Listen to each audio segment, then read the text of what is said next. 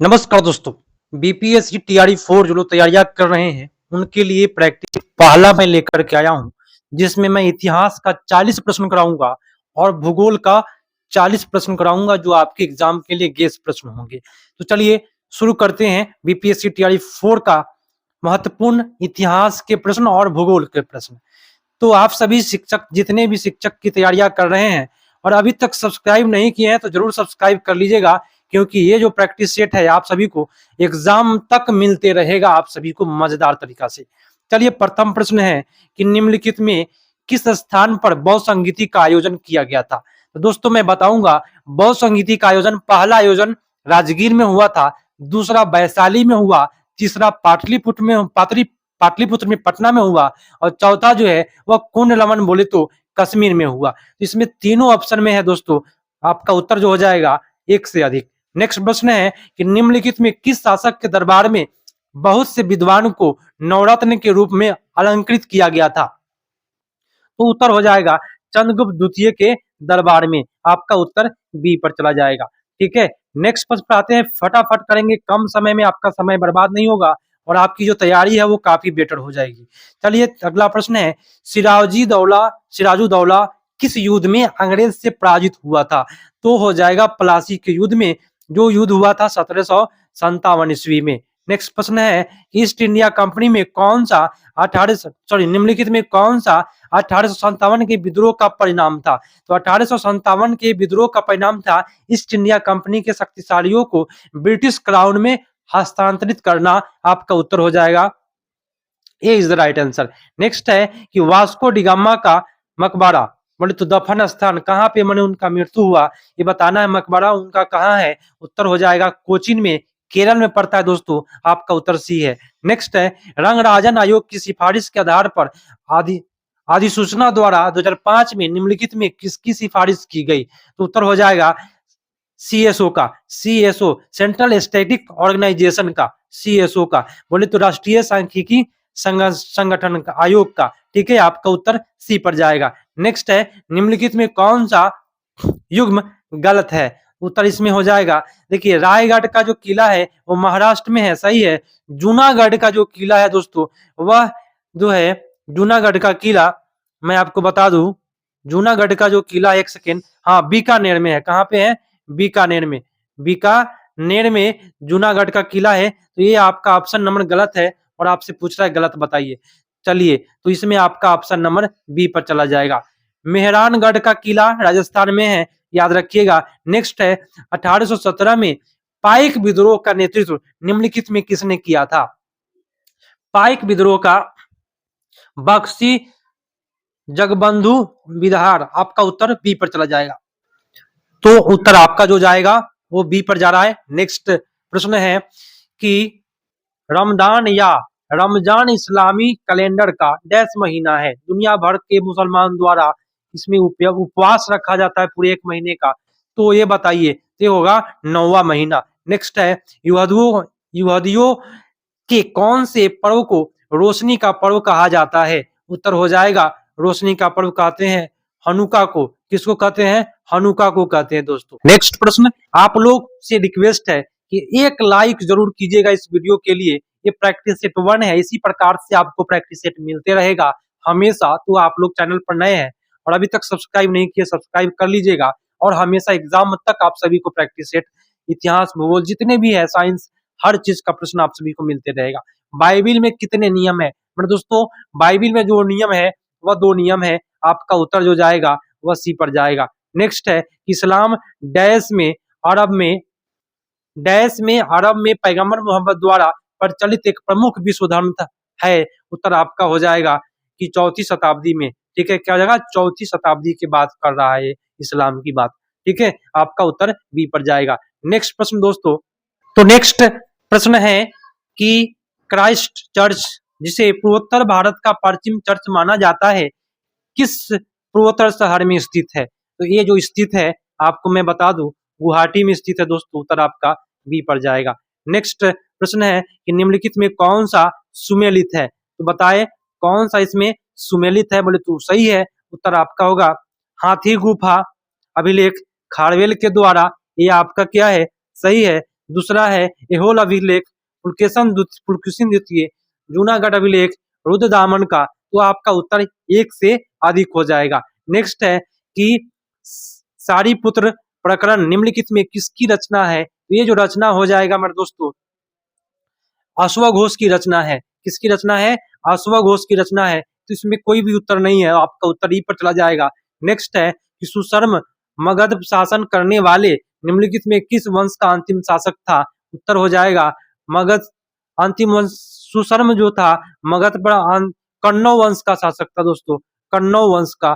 तो याद रखना है कन्नौ वंश इसमें कहीं भी नहीं है, उत्तर हो जाएगा सुशर्म मगध शासन काल में कन्नौ वंश का शासक था। उत्तर आपका हो जाएगा इनमें से कोई नहीं। नेक्स्ट है सुदर्शन झील का निर्माण निम्नलिखित में किस शासक के काल में हुआ? सुदर्शन झील का जो काल है मैं बताऊं, चंद्रगुप्त मौर्य के काल में सुदर्शन झील का निर्माण हुआ है। आपका उत्तर ये पड़ जाएगा।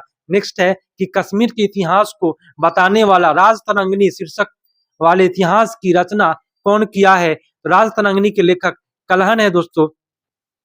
व्यक्ति निम्नलिखित में कौन से थे? तो राजतरंगिणी का जो हो जाएगा कल्हण हो जाएगा। इसमें कहा जा रहा है क्या कि राजतरंगिणी शीर्षक वाले साहित्य की रचना से संबंधित व्यक्ति कौन थे? तो इसमें आपका उत्तर कल्हण के साथ साथ आपका उत्तर इसमें तीनों उत्तर हो जाएगा, श्रीवर और जोना राजा। तो आपका उत्तर हो जाएगा D is the right answer, क्योंकि इसमें कश्मीर का इतिहास है।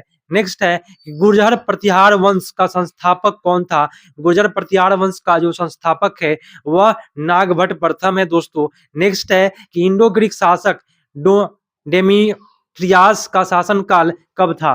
तो यहाँ आपका उत्तर हो जाएगा शासनकाल उनका जो था वह द्वितीय सदी ईसा पूर्व के प्रारंभ चरण में था। उत्तर आपका ये पड़ जाएगा। नेक्स्ट है कि परांतक प्रथम दक्षिण भारत के निम्नलिखित में किस राजवंश का शासक था? परांतक प्रथम जो था वह चोल वंश का शासक था। नेक्स्ट है कि कारकेटक वंश निम्नलिखित में से किस क्षेत्र के शासन करने वाले राजा का एक राजवंश था? तो ये आपका उत्तर इसमें बताए असम, बंगाल और कश्मीर में कौन सा होगा? उत्तर आपका जाएगा कश्मीर पर। B is the right answer. Next एक सेकेंड। नेक्स्ट प्रश्न है और ये कहता है कि पुरी के जगन्नाथ मंदिर का निर्माण निम्नलिखित में किस शासक के द्वारा किया गया? तो पुरी के जगन्नाथ मंदिर का निर्माण जो हो जाएगा वह गंग वंश के शासक के द्वारा किया गया था। इसमें आपका उत्तर कोई भी नहीं होगा। नेक्स्ट है कि आगरा के निकट फतेहपुर सीकरी शहर का निर्माण निम्नलिखित में किसने कराया था? फतेहपुर सीकरी का निर्माण अकबर के द्वारा किया गया है। आपका उत्तर सी पर जाएगा। नेक्स्ट है अल बरूनी कब भारत आया था? अल बरूनी जो आया था वो आया था 11वीं सदी के पूर्वार्ध में। नेक्स्ट है विजयनगर पर शासन करने वाले वंशों के क्रम में पहले के बाद के रूप में कौन सा सही विकल्प है? तो उत्तर आपका होगा संगम वंश, सुलू वंश, तुलुआ और आरवीडू। आपका उत्तर ये पड़ जाएगा, क्रम से है दोस्तों। नेक्स्ट है कि स्थापना वर्ष के आधार पर बिहार के दिए गए क्रांतिकारी संगठनों को पहले के बाद के क्रम में सजने वाला विकल्प को चयन करना है। तो यहाँ आपका उत्तर जो हो जाएगा पहले के बाद फर्स्ट में आपका होगा पटना में अनुशीलन समिति, उसके बाद पटना युग संघ, उसके बाद पाटलिपुत्र युवक संघ। तो आपका उत्तर सी पर चला जाएगा। नेक्स्ट है देखना है ध्यान से प्रश्नों को। कहता है कि भारतीय स्वतंत्रता आंदोलन के दौरान बिहार के संबंध में निम्नलिखित तथ्यों में सही तथ्य का पहचान करना है। तो बताइए बिहार में कौन सा सही तथ्य है? तो असहयोग आंदोलन के दौरान राजेंद्र प्रसाद अपनी वकालत छोड़ दी, ये बात सही है। असहयोग आंदोलन के दौरान जयप्रकाश नारायण पटना कॉलेज छोड़ दिया। भारत छोड़ो आंदोलन के दौरान वल्लभ भाई पटेल सहायक ने महाधिवक्ता के पद इस्तीफा दे दिए। आपका उत्तर यहाँ पे एक से अधिक पड़ जाएगा। नेक्स्ट है कि ब्रिटिश शासन काल में कोलकाता मदरसा की स्थापना कब और किसके द्वारा की गई थी? उत्तर होगा आपका 1781 ईस्वी में वारेन हेस्टिंग के द्वारा। नेक्स्ट प्रश्न है और यह प्रश्न कहता है कि भारतीय राष्ट्रीय आंदोलन के अंतिम चरण में CR फॉर्मूला किस वर्ष प्रस्तुत किया गया? CR फॉर्मूला हो जाएगा 1944 में प्रस्तुत किया गया। नेक्स्ट प्रश्न है कि स्वामी सहजानंद सरस्वती किस वर्ष बिहार में बकासत भूमि आंदोलन संगठित किया था? उत्तर हो जाएगा यहाँ पे सी पर, है ना, 1937 से 38 आपका उत्तर हो जाएगा। नेक्स्ट है कि क्रिस्टोफर कोलंबस 1492 में अमेरिका का महान खोजकर्ता किस देश द्वारा वित्त पोषित किया गया था? उत्तर हो जाएगा आपका स्पेन के द्वारा वित्त पोषित किया गया था। नेक्स्ट है बोस्टन टी पार्टी इतिहास का एक महत्वपूर्ण घटना है, किससे संबंधित है? तो बोस्टन की टी पार्टी जो हो जाएगा अमेरिकी स्वतंत्रता संग्राम की घटना है। मित्र राष्ट्रों ने सर्वेश की संधि किस देश के साथ की? उत्तर आपका होगा टर्की के साथ। नेक्स्ट है 1733 में फ्लाइंग शटल मशीन का आविष्कार किसने किया था? फ्लाइंग शटल मशीन का आविष्कार जॉन के द्वारा किया गया है। किस संधि के द्वारा 30 वर्षीय युद्ध समाप्त हुई थी? कौन सा संधि के द्वारा 30 वर्षीय युद्ध समाप्त हुआ? तो वेस्टफेलिया की संधि आपका उत्तर बी पर जाएगा। पेरिस शांति सम्मेलन में इटली का प्रतिनिधित्व किसने किया? उत्तर हो जाएगा ऑरलैंडो ने, ठीक है, ऑरलैंडो ने किया था, आपका उत्तर बी पर जाएगा। नेक्स्ट है कि वैंकूवर जाने के लिए कामागाटामारू जहाज किराए पर किसने लिया था? तो महात्मा गांधी के द्वारा उससे गए थे, तो किसने लिया था? ये प्रश्न पूछा जा रहा है। इसमें से कोई नहीं हो जाएगा, गुरुदत्त सिंह ने लिया था, ठीक है, तो इसमें आपका उत्तर नहीं है। नेक्स्ट है फ्रांसीसी क्रांति के समय फ्रांस का शासक पूछा जा रहा है कि फ्रांस का शासक कौन था? तो उत्तर आपका होगा लुई 16वां। नेक्स्ट है कि जर्मनी एकीकरण का वास्तुकार कौन था जो रक्त और लौह नीति पर विश्वास करता था? उत्तर आपका होगा ऑटो वन बिस्मार्क। उत्तर आपका बी पर जाएगा। तो 40 नंबर का मात्र 11 मिनट में 40 नंबर का इतिहास समाप्त हुआ। अब देखिए नेक्स्ट 40 मिनट जो चलेगा वो आपका भूगोल चलने वाला है।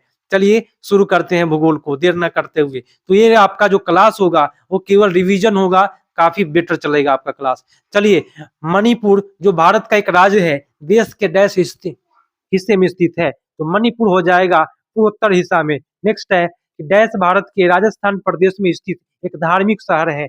कौन एक धार्मिक शहर है? तो पुष्कर जो है वह एक धार्मिक शहर है। नेक्स्ट है कि निम्नलिखित में किस नदी का उद्गम विंध्य पर्वत श्रेणी से हुआ है? विंध्य पर्वत श्रेणी से बेतवा नदी का उद्गम हुआ है। नेक्स्ट है गंगा का निचला मैदान भारत के निम्नलिखित में किस पड़ोसी देश तक विस्तृत है? तो ये हो जाएगा बांग्लादेश तक है, ठीक है। नेक्स्ट प्रश्न है कि भारत में असुरक्षित प्रजाति है। भारत में असुरक्षित प्रजाति हो जाएगा डॉल्फिन भी है ना, एशियाई हाथी भी है, काला हिरन भी है। आपका उत्तर हो जाएगा D is the right answer. Next है भारत में वन संसाधन का ह्रास का प्रमुख कारण बताइए। ह्रास का प्रमुख कारण है, यहाँ उत्तर होगा कृषि का विस्तार करना, ठीक है। अगला है नाथपा झाकड़ी परियोजना किस नदी पर है? तो ये आपका उत्तर होगा सतलुज नदी पर है। दोस्तों, बिहार में कौन सा थर्मल पावर प्लांट मौजूद है? थर्मल पावर प्लांट हो जाएगा बरौनी में स्थित है। दोस्तों, आपका उत्तर सी पर जाएगा। नेक्स्ट है कि भारत में एक प्रमुख शक्ति प्रदान करने वाला निगम है और इसके पास पर्यावरण प्रबंध प्रणाली 14001 के लिए ISO प्रमाणन है। तो बताए कौन सा है? आपका उत्तर होगा NTPC, ठीक है। नेक्स्ट है कृषि रिपोर्ट 2017 के मुताबिक भारत विश्व में डैश उत्पादन का दूसरा बड़ा देश होगा। तो हो जाएगा आपका चावल गन्ना कपास, एक से अधिक आपका उत्तर हो जाएगा, ठीक है। चावल गन्ना के उत्पादन में दूसरे स्थान पर, तो चावल गन्ना, ठीक है, याद रखिएगा चावल गन्ना के उत्पादन, ठीक है। आपका उत्तर एक से अधिक। नेक्स्ट प्रश्न पर आइए, चलिए प्रश्नों को करते हैं। आप सभी से रिक्वेस्ट है कि एक लाइक इस वीडियो के लिए जरूर कीजिएगा और नेक्स्ट पार्ट चाहिए तो कमेंट कीजिए कि सर इसका नेक्स्ट पार्ट भी डालिए, है ना, तो मैं निश्चित तौर पर आप सभी को हमेशा प्रोवाइड कराऊंगा। नेक्स्ट है किसान के फायदे के लिए संस्थागत सुधार था। तो फायदे के लिए जो सुधार था मैं आपको बता दूं, भूमि सुधार था। क्या था? भूमि सुधार। अंतरराष्ट्रीय पृथ्वी सम्मेलन किस वर्ष आयोजित हुआ है? अंतरराष्ट्रीय पृथ्वी सम्मेलन किस वर्ष? तो 1992 ईस्वी में हुआ है। नेक्स्ट है कि राष्ट्रीय वन्य जीव संरक्षण अधिनियम किस वर्ष लागू किया गया? तो उत्तर होगा 1972 ईस्वी में लागू हुआ है। नेक्स्ट है कि भारत का कुल भौगोलिक क्षेत्रफल कितना है? उत्तर हो जाएगा 3.28 मिलियन वर्ग किलोमीटर। नेक्स्ट है भारत जल विद्युत परियोजना द्वारा बिजली का कितना प्रतिशत योगदान होता है? तो उत्तर आपका होगा 22% योगदान देता है। नेक्स्ट, भारत के जल जीवन मिशन के अनुसार प्रति व्यक्ति प्रतिदिन पेयजल आपूर्ति की कितनी आवश्यकता है? तो उत्तर आपका कौन सा होगा? फटाफट उत्तर करें, एक लाइक और सब्सक्राइब कर लीजिए। नेक्स्ट वीडियो चाहिए तो कमेंट कीजिएगा, क्योंकि फास्ट में क्लास कराऊंगा तो आपके लिए रिवीजन का क्लास होगा और याद भी रहेगा। उत्तर होगा 55 लीटर। नेक्स्ट है, अटल टनल की लंबाई बताइए। तो अटल टनल की जो लंबाई है उत्तर होगा 9.02 किलोमीटर। ठीक है। नेक्स्ट है, भारत का सबसे बड़ा बंदरगाह कौन सा है? तो भारत का सबसे बड़ा बंदरगाह मुंबई बंदरगाह होगा। निम्नलिखित में किसको राष्ट्रीय जलमार्ग वन नाम दिया गया? राष्ट्रीय जलमार्ग वन नाम दिया गया है इलाहाबाद हल्दिया को। नेक्स्ट है, भारत में रेलवे के कितने जोनों में पुनर्गठित किया गया है? तो रेलवे को भारत में कितने जोन में पुनर्गठित किया है? तो 18 रेलवे जोन में पुनर्गठित किया गया है। इसमें से कोई नहीं उत्तर होगा। नेक्स्ट प्रश्न दोस्तों, कहता 1855 में भारत में पहली जूट मिल किस स्थान पर स्थापित की गई? तो पहला जूट मिल रिसरा में स्थापित किया गया दोस्तों। आपका उत्तर सी पर जाएगा। आइए नेक्स्ट प्रश्न को करते हैं, और मजेदार तरीका से काफी फास्ट क्लास कराऊंगा। कम समय में 80 प्रश्न इतिहास और भूगोल के, बीपीएससी टीआरई 1 to 5 हो, 6 to 8 हो, 9 10 हो, कोई भी हो दोस्तों। क्वेश्चन जीके का जो भी होता है वह इसी प्रकार से आता है। चलिए, प्रश्न है कि निम्नलिखित में कौन नदी अलकनंदा में बाईं ओर से मिलती है? तो अलकनंदा में बाईं ओर से मिलने वाली नदी जो है, मैं आपको बता दूं, इसमें होगा बाईं ओर से मिलने वाला सहायक नदी में धौली गंगा, नंदाकिनी और पिंडार, ये तीनों हो जाएगा दोस्तों। ठीक है, D is the right answer. Next है, गुरु शिखर निम्नलिखित में किस पर्वत की सरोज शिखर है? गुरु शिखर जो पहाड़िया है वो अरावली की सबसे ऊंची चोटी है। ठीक है, याद रखना है दोस्तों, अरावली की सबसे ऊंची चोटी है गुरु शिखर। नेक्स्ट है कि निम्नलिखित में नाभिकीय ऊर्जा केंद्र पर उत्तर प्रदेश में स्थित है। नाभिकीय ऊर्जा केंद्र उत्तर प्रदेश में कौन सा होगा? उत्तर प्रदेश में मैं आपको बता दूं, काकड़ापाड़ा जो है ना, नरोड़ा, ये सब जो है ना, काकड़ापाड़ा तो नहीं है, नरोड़ा है दोस्तों उत्तर प्रदेश में। इसमें काकड़ापाड़ा जो है वो गुजरात में है।